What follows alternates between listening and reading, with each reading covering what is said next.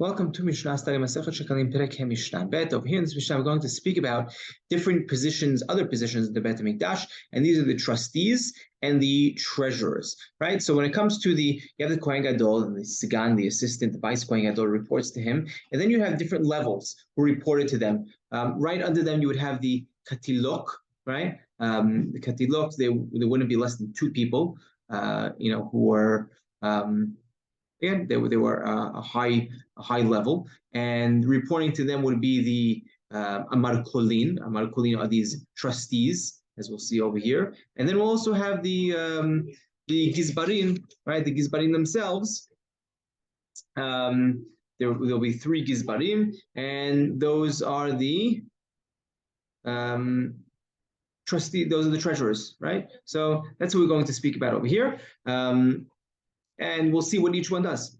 So, en pohadim mishlosha gizbarim, we don't have less than three gizbarim, right? When it comes to, monetary issues, right? We want it to be multiple people, right? Just to be there so nothing shady happens. And when it comes to these three treasurers, what's their function? So Rambam says they would redeem, they would set the value, how much of these, someone donates their field to the Bet HaMikdash, or their net with their value of what they're worth, or their hekdesh, right? They donate something, right? So Omar Ser Shani, any melacha, right? Right, is done through them. So you're not allowed to have less than three of them. And Mishiva Amar Kilin, right? No less than 7 Amar Kilim. The Amar Kilim is a higher level than the Gizbar. It's a higher level than the treasurer. It's actually Targum from Unsi Nesi'ah Levi, right?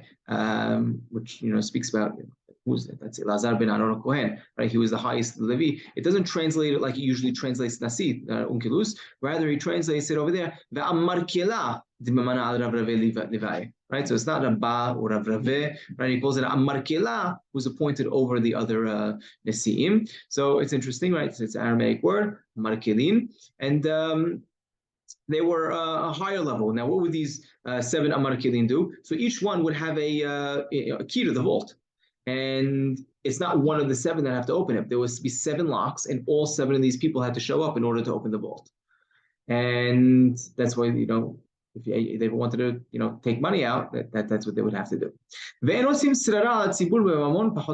Also, in general, you're not allowed to have any sirara, right? Sirara is a, really any type of,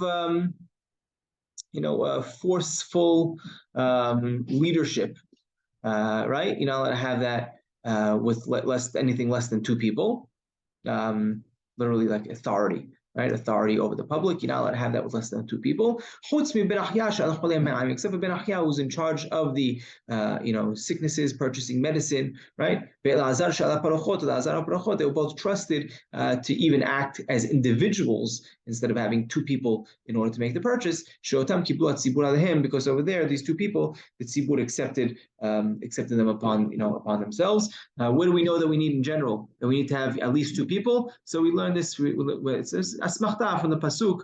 Vehem yikhu et hazahav. Right, vehem, right, them. Right, the minimum amount of them has to be 2 people, right? So you're collecting the gold, you need to collect that with at least 2 people. So to over here, any time that you're enforcing authority when it comes to monetary issues over the public, it needs to be with at least 2 people.